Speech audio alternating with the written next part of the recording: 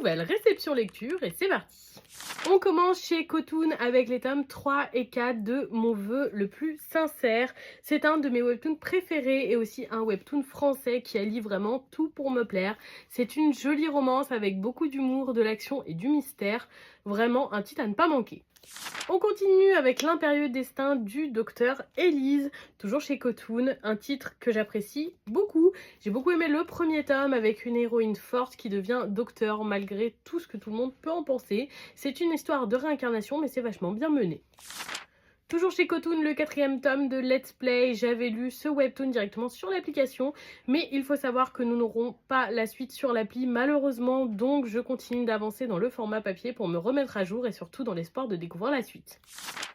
Toujours chez Cotoon, j'ai reçu le 3e volume du titre Les secrets des Wilson, qui sera le dernier tome. Le premier tome m'avait laissé dubitative, mais le second était vachement chouette, donc je suis assez curieuse de découvrir le dénouement.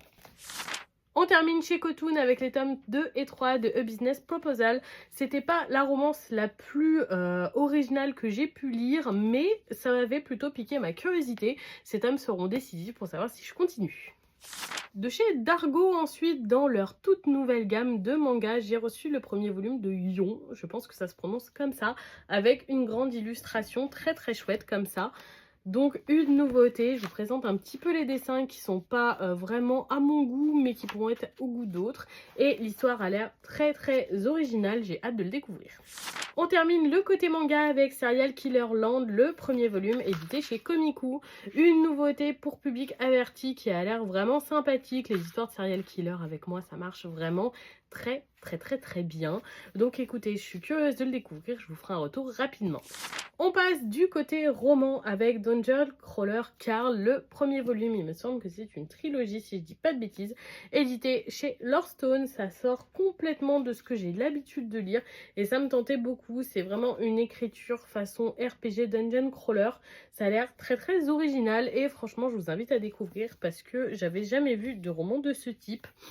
Ce roman était accompagné avec comme ça des petites plaquettes de stickers très chouettes de cette nouvelle maison d'édition.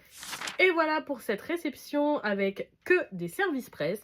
Dites-moi si ces titres vous tentent ou si vous en avez déjà lu certains, je serais curieuse de vous lire et surtout, bonne soirée tout le monde!